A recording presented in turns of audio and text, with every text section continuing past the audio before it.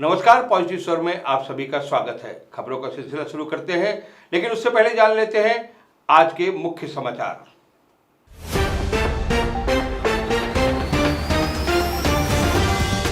हिजाब को लेकर पाकिस्तानी चैनल का दावा, हिंदुस्तान में सुरक्षित है हिजाब। प्रधानमंत्री के बयान के खिलाफ जारी है कांग्रेस का आंदोलन। और सांसद अमोल कोले ने निभाया वादा, बैलगाड़ी की रेस में की घुड़सवारी।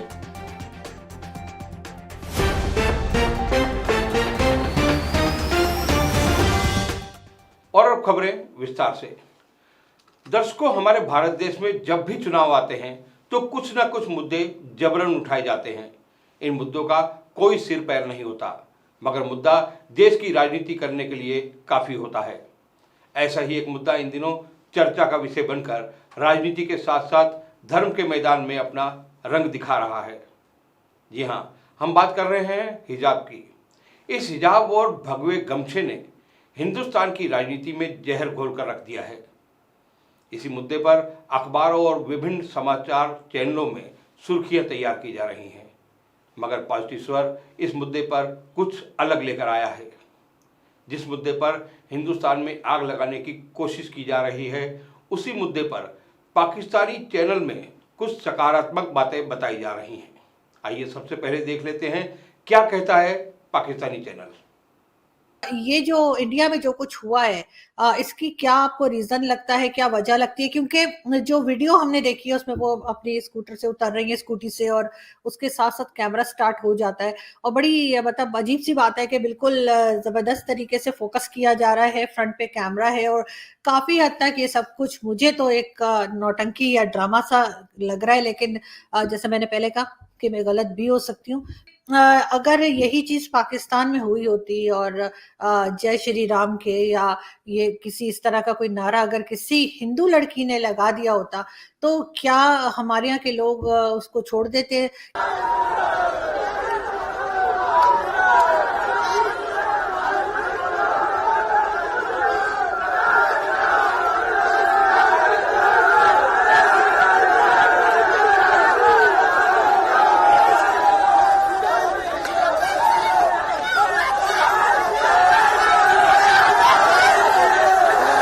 लेकिन 100 लोग सामने खड़े हैं, जय श्री राम के नारे लगा रहे हैं, वहां पर आप अल्लाह अकबर बोल रहे हैं, तो कुछ तो है जो आपको पता था कि ये लोग मुझे हार्म नहीं करेंगे। तभी तो क्या ऐसी क्या सेटिंग थी, ऐसा क्या था कि आपको अच्छी तरह से पहले से पता था कि मुझे ये 100 लोग हार्म नहीं करेंगे। मेरे सामने 100 लोग अल्लाह अकबर बोल रहे हो, मेरी तो हिम्मत नहीं होगी, किसी आपकी नहीं होगी। अगर उस लेडी की कोई सेटिंग नहीं है तो उस लेडी को ये पता था कि मैं सेफ हूं, मेरी फैमिली सेफ होगी इस पूरे गेम के बाद। तभी तो इंडिया में मुस्लिम्स कितने सेफ हैं बहुत क्लियर नहीं है कि आप कुछ भी कीजिए और आपकी सेफ्टी सामने है, तो फिर क्यों बोला जाता है कि इंडिया में मुस्लिम सेफ नहीं है, राइट? और अगर सारे के लोग ये मानते हैं, अगर मुस्लिम्स ये मानते हैं कि ये स्टेज मैनेज ड्रामा था, तो मैं मान लेता हूं, ठीक है। अगर ये स्टेज मैनेज ड्रामा नहीं था, बिल्कुल सच था, लड़की शेरनी थी, तो ये भी तो बोले कि इंडिया में 100 लोगों के क्राउड ने एक लड़की को कुछ नहीं किया। अच्छा, इसमें तो आपने देखा कि पाकिस्तानी चैनल पर पत्रकार ने किस तरह से बताया कि हिंदुस्तान में मुस्लिम महिलाएं सुरक्षित हैं। अब हम बात करते हैं एक और वायरल वीडियो की। इस वीडियो में एक मुस्लिम महिला हिजाब को लेकर होने वाली राजनीति पर अपने बेबाक विचार सामने रख रही है। आइए इस मुस्लिम महिला के बेबाक विचारों को भी सुन लिया जाए। जय हिंद, वंदे मातरम। मैं सुबूही खान। कर्नाटका के एक स्कूल में कर्नाटका एजुकेशन एक्ट की धज्जियां उड़ाई गईं। कुछ मुसलमान छात्राओं द्वारा ये जिद की गई कि हम अपने स्कूल की ड्रेस कोड पॉलिसी नहीं मानेंगे, हम जिस प्रदेश में रहते हैं उस प्रदेश की एजुकेशन पॉलिसी नहीं मानेंगे। अगर ये हमारे संविधान के अनुच्छेद 25 में दिया हुआ धार्मिक स्वतंत्रता के अधिकार की बात है, तो सेम यही अधिकार अलीगढ़ मुस्लिम विश्वविद्यालय में या जामिया में पढ़ने वाले गैर मुस्लिम छात्रों और छात्राओं को क्यों नहीं दिया जाता है? वहां पर ड्रेस कोड पॉलिसी और स्कूल की पॉलिसी की बात कर गैर मुस्लिम बच्चों को शेरवानी या शलवार कमीज पहनने के लिए मजबूर क्यों किया जाता है? अगर ये महिलाओं के चुनने के अधिकार की बात है तो मेरे जैसी मुसलमान महिलाएं जो हिजाब नहीं करना चाहती हैं या फिर अपनी मर्जी से करना चाहती हैं, जो बाल खोलना चाहती हैं, जो स्वतंत्रता के साथ जीना चाहती हैं, उनके चुनने के अधिकार का क्या? उनको काफिर होने का या खराब महिला होने का सर्टिफिकेट क्यों दिया जाता है? हमारे घर की अगर कोई डोरबेल बजाए कोई नकाबपोश व्यक्ति, क्या हम बिना उसकी पहचान देखे उसको अपने घर में घुसने देते हैं? हम अपने घर की सुरक्षा के लिए चिंतित होते हैं। बिना जाने बिना पहचाने अपने घर में जब हम किसी को नहीं घुसने देते हैं, तो पहचान छुपाए हुए नकाबपोश लोगों को हम समाज में और अपने देश में कैसे घूमने दे सकते हैं? जिस दिन हमने इन चारों सवालों के जवाब तार्किक तौर पर ढूंढ लिए, उस दिन हमें पता चल जाएगा कि हमारे देश में क्या हो रहा है, किस तरह का दोहरा चरित्र अपनाकर भारत को बदनाम करने की कोशिश की जा रही है। दर्शकों, इन दोनों वीडियो में स्पष्ट नजर आता है कि हिंदुस्तान की आम जनता को ना तो कट्टरपंथी बरगला सकते हैं और ना ही धर्म की राजनीति की रोटियां सेकने वाले नेतागण। हमारी संस्कृति, हमारे संस्कार एकजुटता का संदेश देते हैं और यही एकजुटता हमें जोड़े रखती है। हमारे भारत महान में औरतों की इज्जत करना संस्कृति का हिस्सा है। हमारे यहाँ सियापति राम की जय कहा जाता है। हम लैला का नाम मजनू से पहले लेते हैं। हम राधा कृष्ण कहते हैं। हम महिवाल से पहले सोहनी का जिक्र करते हैं, जबकि पश्चिमी संस्कृति में जूलियट के पहले रोमियो का जिक्र आता है। फिर भी कोई हमारी संस्कृति पर उंगली उठाना चाहता है तो हम कहेंगे कि वह मूर्ख और अज्ञानी है। इसी खबर के साथ वक्त हो चला है छोटे से ब्रेक का। हम जल्द लौटते हैं। आप देखते रहिए पॉजिटिव स्वर। हमारी जिंदगी में आयुर्वेद का बड़ा महत्व है। दादी माँ के घरेलू इलाज, नीम का काढ़ा, बबुल की दातुन, दाल चीनी, लौंग, इलायची, हल्दी, जीरा और सौंफ का इस्तेमाल। जानिए आयुर्वेद की महत्वपूर्ण दुनिया हमारे साथ पॉजिटिव स्वर के माध्यम से। खबरों को महज खबर समझकर मत देखिए। हर खबर के होते हैं सिक्के की तरह दो पहलू। हम आपको दिखाएंगे खबर के पीछे की खबर। हम तलाश कर लाएंगे हर रोज पॉजिटिव स्वर। ब्रेक के बाद एक बार फिर से पॉजिटिव स्वर में आप सभी का स्वागत है। और अब खबर जो कि अमिताभ बच्चन की सुरक्षा से जुड़ी हुई है।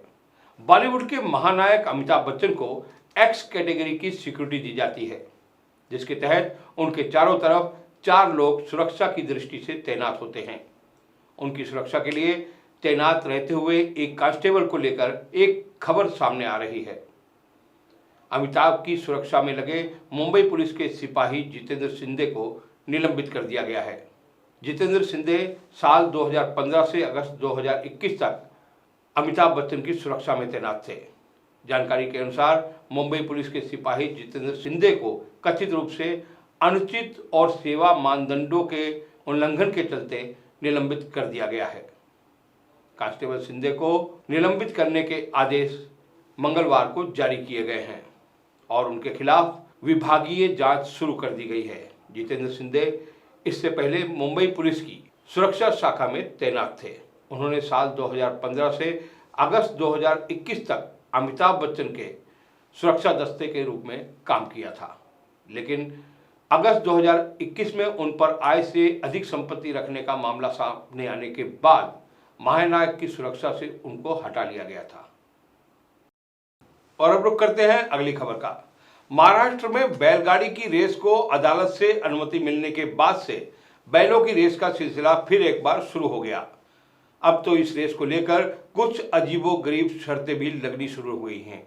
इसी कड़ी में राष्ट्रवादी कांग्रेस पार्टी के सांसद अमोल कोल्हे ने शर्त के अनुसार बैलगाड़ी की रेस में घुड़सवारी कर सभी को अचंभित कर दिया।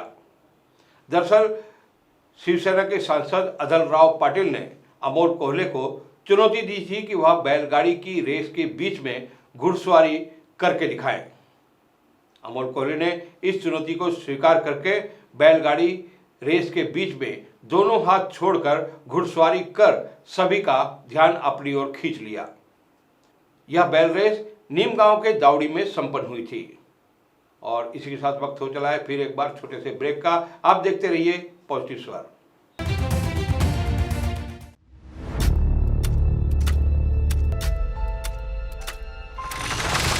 खबरें भीड़ की हों या हो अकेलेपन की, हर खबर को खास जगह देते हैं हम। राजनीति से लेकर मनोरंजन तक और मनोरंजन से लेकर अपराध जगत तक हर जगह पहुंचेंगे हम। आप देखते रहिए पॉजिटिव स्वर।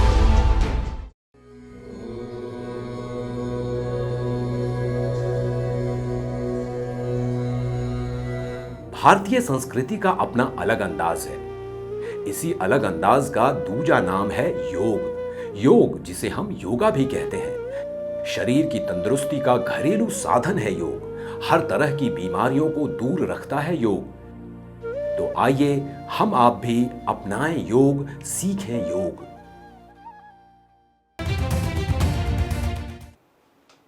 ब्रेक के बाद एक बार फिर से आप सभी का पॉजिटिव स्वर में स्वागत है। और अब खबर जो कांग्रेस से जुड़ी है। प्रधानमंत्री नरेंद्र मोदी ने लोकसभा में राष्ट्रपति के अभिभाषण पर हुई चर्चा का जवाब देते हुए कांग्रेस पार्टी पर जमकर हमला किया था। मोदी ने कहा था कि कांग्रेस ने पूरे देश में कोरोना फैलाया है। प्रधानमंत्री मोदी के इस बयान के बाद राजनीति में मानो भूकंप आ गया हो। इसी बयान के विरोध में प्रदेशाध्यक्ष नाना पटोले ने 2 दिन पहले पूर्व मुख्यमंत्री देवेंद्र फडणवीस के घर के बाहर आंदोलन करने की चेतावनी दी थी, लेकिन पुलिस ने वहां पहुंचने से पहले ही उस आंदोलन को स्थगित करवा दिया। इसी कड़ी में आज मुंबई कांग्रेस के अध्यक्ष भाई जगताप और कार्यकारी अध्यक्ष चरण सिंह छपरा के नेतृत्व में भाजपा के सांसद गोपाल शेट्टी के घर के बाहर हंगामा किया गया।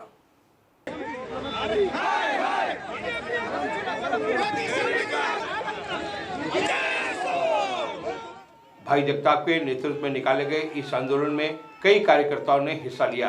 इस बीच गोपाल शेट्टी के खिलाफ जमकर नारेबाजी भी की गई। पुलिस ने भाई जगताप समेत कांग्रेस के कार्यकर्ताओं को अपनी हिरासत में लिया। इस घटना के बाद कुछ देर के लिए इस इलाके में वातावरण काफी तनावपूर्ण रहा। और अब रुक करते हैं अगली खबर की ओर, जो कि है वर्धा जिले से। वर्धा जिले के वाई गांव नामक एक छोटे से गांव के एक साधारण परिवार से 9वीं कक्षा के छात्र यश देशमुख राष्ट्रीय स्तर पर सबसे कम उम्र के प्रेरक वक्ता बन गए हैं। 15 फरवरी को जिला कलेक्टर प्रेरणा देशभरतार ने सफलता की सराहना की थी। यश देशमुख महात्मा गांधी हिंदी विश्वविद्यालय में केंद्रीय विद्यालय के 9वीं कक्षा के छात्र हैं। वह 12 साल की उम्र से प्रेरक भाषण में कुशल हैं। वह लगातार विभिन्न विषयों पर प्रेरणादायक व्याख्यान भी देते हैं। इसके लिए उन्हें लगातार विभिन्न स्तरों पर और विभिन्न जगह पर व्याख्यान के लिए आमंत्रित किया जाता है। हर साल विभिन्न क्षेत्रों के प्रतिभाशाली लोगों को भारत के विश्व रिकॉर्ड द्वारा राष्ट्रीय स्तर पर स्थान दिया जाता है। यश को राष्ट्रीय स्तर पर स्कूली छात्रों के इस समूह ने सबसे कम उम्र के प्रेरक वक्ता के रूप में स्थान दिया है। वह अब एशिया इंडिया बुक रिकॉर्ड की तैयारी कर रहे हैं।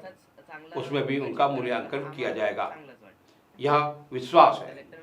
कलेक्टर प्रेरणा देशभरतार ने उनकी सराहना की है।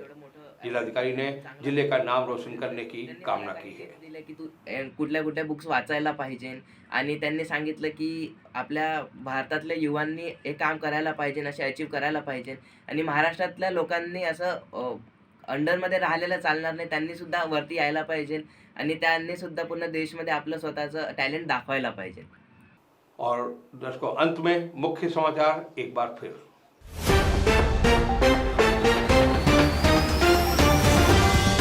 हिजाब को लेकर पाकिस्तानी चैनल का दावा, हिंदुस्तान में सुरक्षित है हिजाब। प्रधानमंत्री के बयान के खिलाफ जारी है कांग्रेस का आंदोलन। और सांसद अमोल कोले ने निभाया वादा, बैलगाड़ी की रेस में की घुड़सवारी।